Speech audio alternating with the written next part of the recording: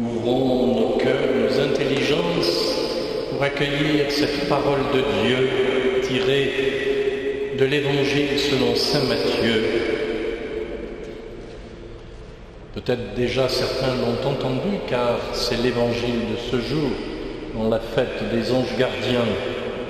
Quiconque accueille un petit enfant tel que lui, celui que Jésus montre, à cause de mon nom, c'est moi qui l'accueille. Mais si quelqu'un doit scandaliser l'un de ces petits qui croient en moi, il serait préférable pour lui de se voir suspendre autour du cou une de ces meules que tournent les ânes et d'être englouti en pleine mer. Malheur au monde à cause des scandales. Il est fatal, certes, qu'il arrive des scandales, mais malheur à l'homme par qui le scandale arrive.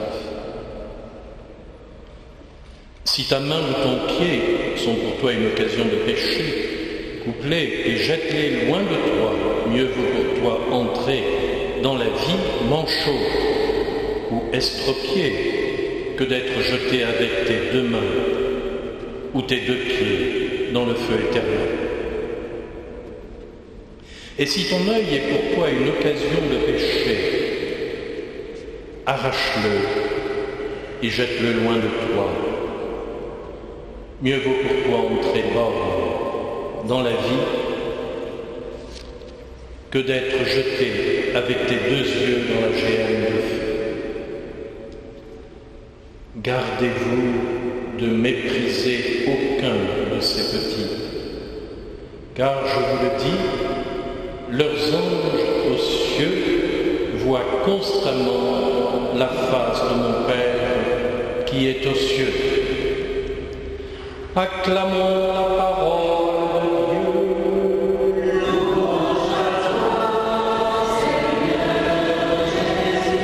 de Dieu. Veuillez vous asseoir.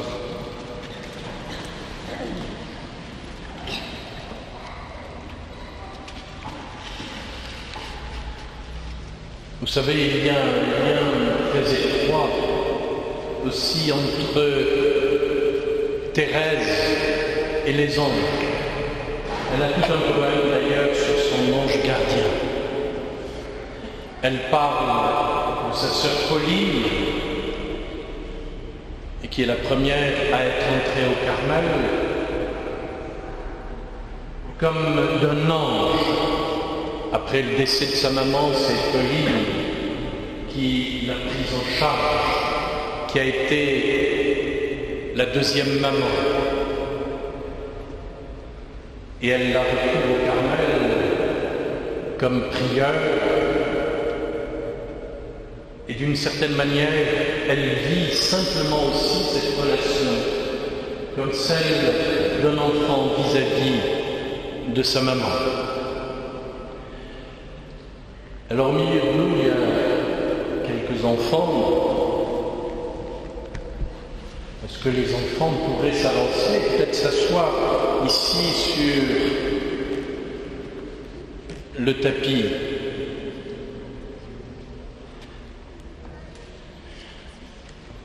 Il y a déjà un peu plus d'une trentaine d'années. Vous pouvez vous asseoir par là, hein? Il y a un peu plus d'une trentaine d'années,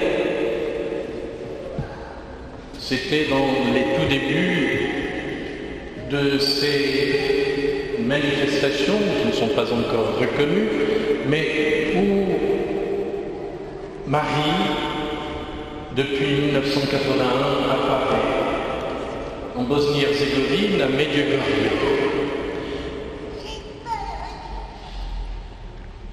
Il y avait eu le passage du Père Tardif qui est venu prêcher avec un autre prêtre et un de nos frères,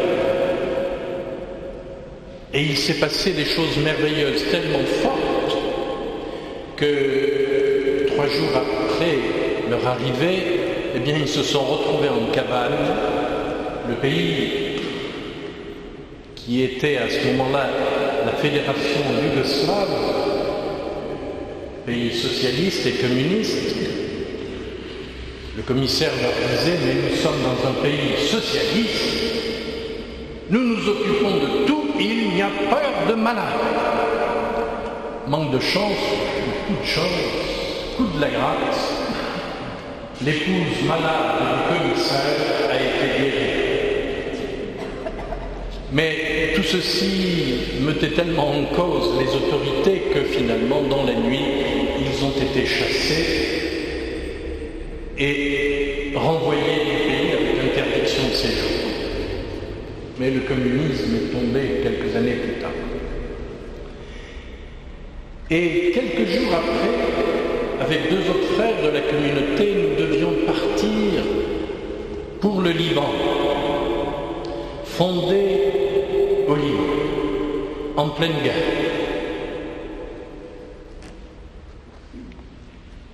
Alors, on nous a envoyés pour demander à la Sainte Vierge, eh bien, qu'est-ce qu'elle avait à dire, d'une part, mais aussi de nous bénir dans ce passage au Liban.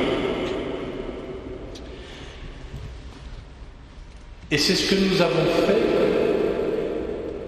Et nous avons eu la grâce, car il n'y avait pas encore beaucoup de monde à cette époque-là, quand c'était la plupart des enfants, des jeunes gens, des jeunes filles, de pouvoir voir les yeux de ceux qui voyaient la Sainte Vierge. Voir le ciel vert au fond des yeux des enfants. Dans les familles chrétiennes, s'il vous plaît, montrez le ciel à vos enfants. Préservez-les de tous ces scandales qui peuvent venir troubler ces âmes innocentes au point qu'il sera tellement difficile de les relever par la suite.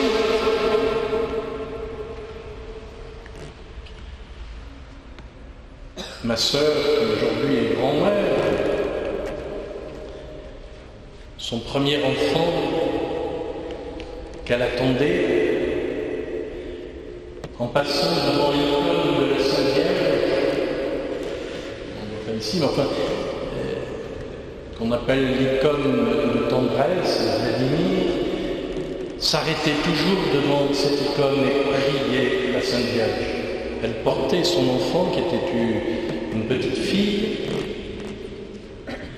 Et cette petite fille, quand elle est née, chaque fois que ma sœur l'amenait pour se reposer dans son berceau, en passant devant l'icône de la Sainte Vierge, de son doigt, elle montrait l'icône. Dans le sein de la maman, la petite fille connaissait déjà le ciel vert, elle connaissait Marie, Mère de Dieu, Mère de Jésus notre Seigneur, Mère des hommes. Cette petite fille, j'ai eu la grâce de la marier il y a quelques années, et bon, elle a attendu son premier enfant.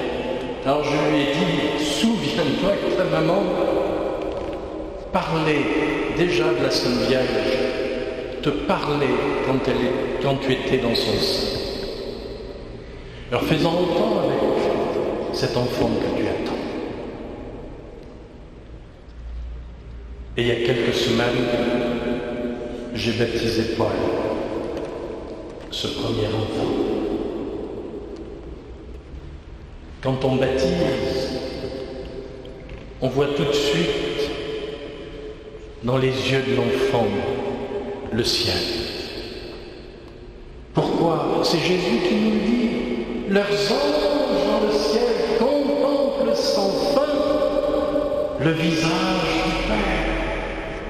Alors, en scrutant bien, on peut voir même le visage du Père. C'est nos enfants qui vont nous conduire jusqu'au Père. Qu'est-ce qu'a vécu Thérèse?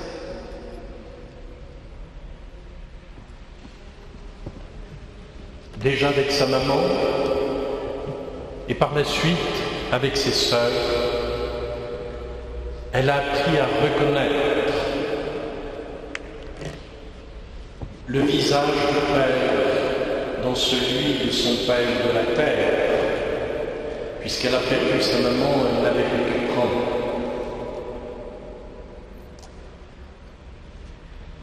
Et dans les yeux de Thérèse, progressivement, à travers son papa, à travers l'amour de ses sœurs, eh bien, le ciel s'est ouvert. N'a-t-elle pas vu sourire la statue de la Sainte Vierge lors d'une grave maladie, et peu de jours après, elle se relevait? Combien il est important pour nous, comme le fera Thérèse, et particulièrement au Carmel lorsqu'elle sera maîtresse des novices, comme elle le fera dans ses écrits qu'on lui a demandé de faire, dans ses lettres qu'elle adresse même à l'intérieur du Carmel. Vous savez, la poste fonctionne beaucoup dans le Carmel du temps de Thérèse à Lisieux. Les échanges de lettres, on est en silence, alors bon, on s'écrit.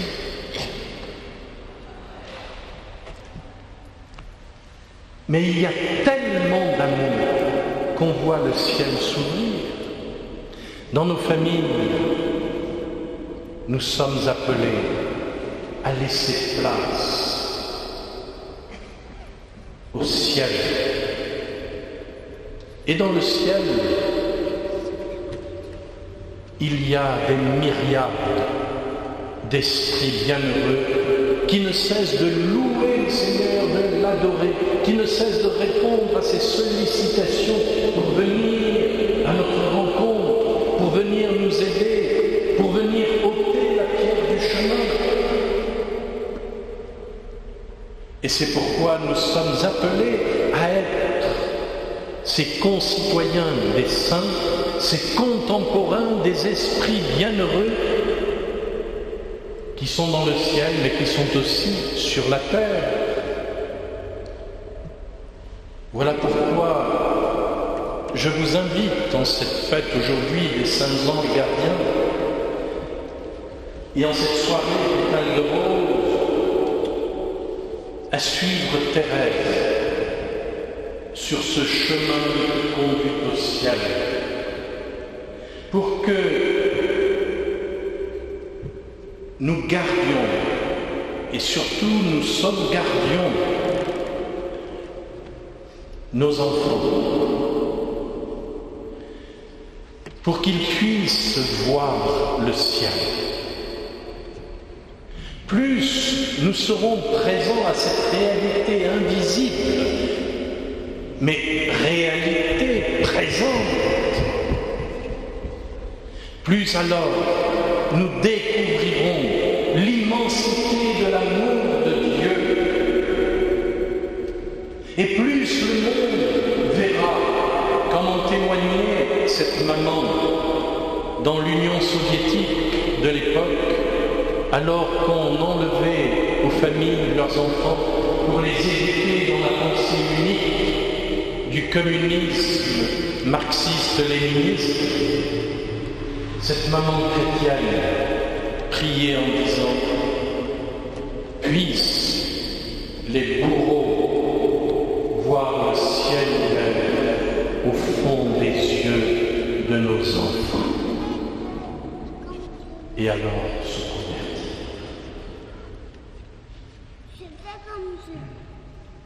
Je vous disais que, passant à Medjugorje, je regardais le fond des yeux des enfants pour essayer d'y discerner la présence de Marie qu'ils étaient en train de voir. Quelques jours plus tard, nous nous retrouvions au Liban, dans cette guerre de la montagne qui a fait tant et tant de victimes parmi les civils. Ce n'est pas d'aujourd'hui que de telles choses se produisent. J'ai connu des prêtres qui ont été égorgés après avoir célébré l'Eucharistie sur l'autel de leurs églises, des séminaristes. Et je pense à cette jeune fille, Marie, de Biré. Elle était dans la montagne, ce qu'on appelle la montagne du Chouf, au Liban, une région druze, mais dans laquelle il y a aussi des villages et une présence chrétienne. Et la tension était tellement forte que les miliciens druzes étaient en train de chasser la présence de chrétiens dans ces villages et cette région. Et Marie, qui avait 20 ans, a envoyé sa famille pour qu'elle s'échappe et qu'elle puisse rejoindre la région de Beyrouth, la région chrétienne, tandis qu'elle est allée chercher l'un de ses oncles qui ne pouvait pas se déplacer seul. Et sur le chemin de son village, elle est arrêtée par un milicien druze qui l'entraîne jusque dans l'église, où là, une douzaine de jeunes gens avaient été déjà amenés. Et à un moment commence ce terrible et macabre récit de l'égorgement de ces jeunes gens. Dans tout ce que cela a pu provoquer, Marie a pris la fuite par une porte dérobée de l'église,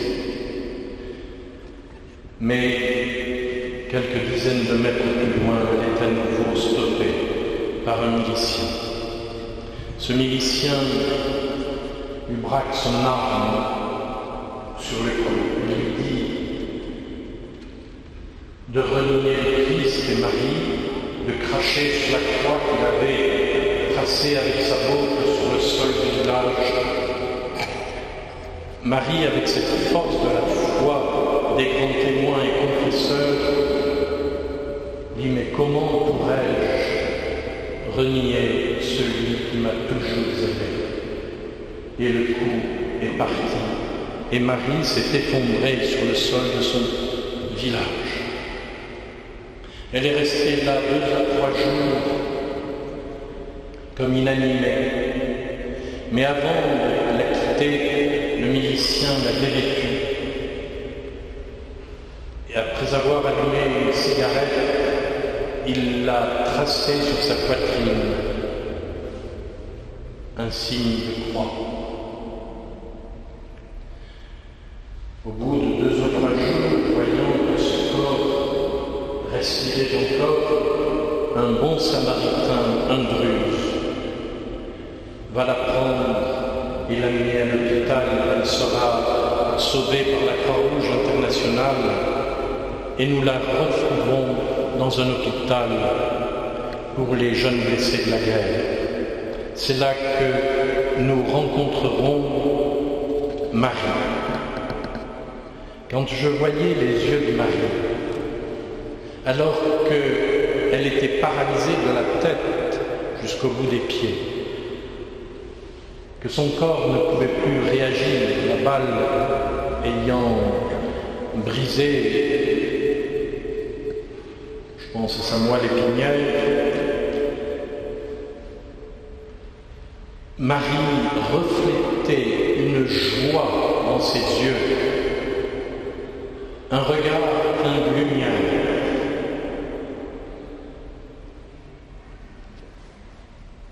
Et souvent, quand nous venions visiter ces jeunes gens et les jeunes filles blessées de la guerre, nous prions avec eux, et en particulier avec Marie, qui mettait beaucoup de joie autour d'elle. Elle était restée, cette jeune fille, remplie de la lumière qui vient d'en haut.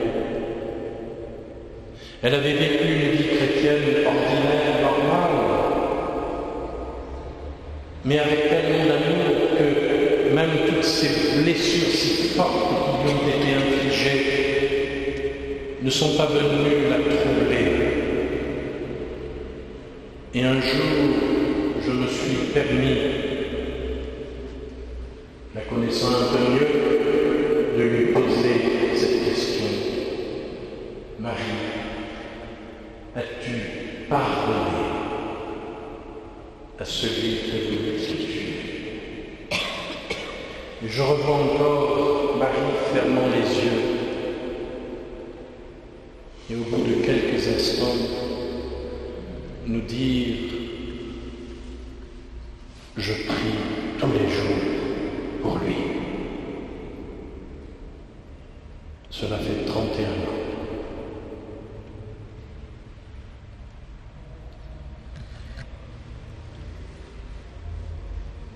Les scandales sont inévitables, dit Jésus. Malheur à celui par qui le scandale arrive.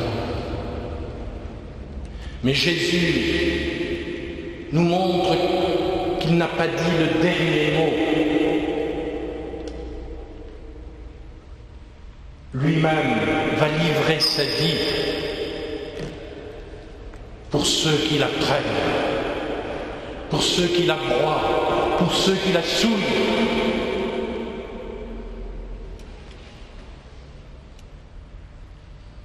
Et Marie, comme tant et tant de martyrs et de confesseurs, a livré sa vie par amour. Ce sont les saints qui nous tiennent. Ce sont les martyrs qui sont une semence de chrétiens. Alors, frères et sœurs, et vous, parents en particulier, demandez cette grâce, que le regard de vos enfants soit porté par celui de leur ange gardien qui contemple sans cesse la face du Père. Priez, suppliez, pour que dans un monde comme celui d'aujourd'hui, qui est tellement troublant depuis l'enfance, nos enfants, et il y a des saints, il y a des martyrs aujourd'hui parmi nos enfants, que nos enfants puissent proclamer à la face des hommes, de leurs éducateurs, de ce monde dans lequel nous vivons, que la beauté existe, que la beauté nous guérit, nous évangélise, que la beauté c'est de la lumière qui est jetée sur un monde de ténèbres, que la beauté c'est de l'amour. La Sainte Vierge a posé une fois la question dans une apparition. Pourquoi est-ce que parce que j'aime.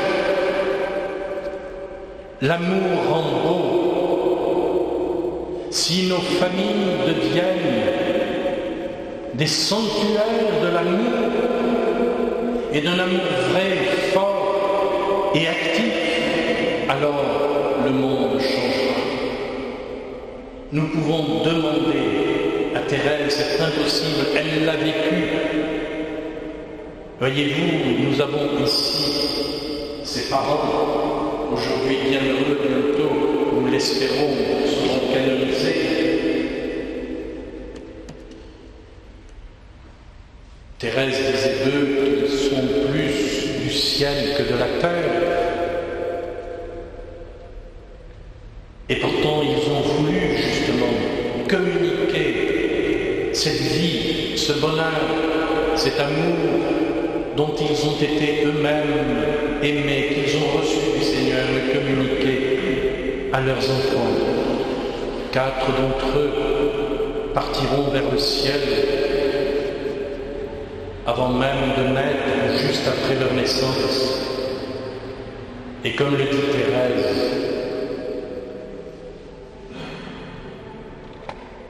les 5 restantes, eh bien, les parents les ont données pour être épouses de Jésus. Le ciel est venu habiter cette famille. Et les anges, eh bien, vivent dans une telle atmosphère et soutiendront ces familles tournées vers Jésus, tournées vers le Père, tournées vers la vie et la lumière pour témoigner de ce que Dieu est Dieu, qu'il est la vie, qu'il est la beauté, qu'il est l'amour, qui veut briller dans tous les cœurs, dans tous les regards, qui veut briller au milieu de nos familles et dans nos sociétés, qui veut resplendir dans ce monde. Oui, la beauté tournera le monde vers Dieu. Implorons Thérèse, elle-même qui a été si ouverte à cette beauté qu'elle a vue à travers son ange gardien, à travers tous ceux et celles qui l'ont entourée d'amour et qui l'a rendue forte, elle si fragile. Seigneur, ouvre les cœurs, viens faire maintenant des miracles dans les cœurs. Nous avons entendu tous ces beaux témoignages, mais ta main n'est pas trop courte, Seigneur. Et nous voulons, à travers Sainte Thérèse, te demander cette grâce immense de renouveler nos familles, nos quartiers, nos villes, notre terre, de renouveler notre pays. Manifeste ta puissance d'amour, Père, en ton Fils et dans l'Esprit Saint, au nom du Père et du Fils et du Saint-Esprit. Amen.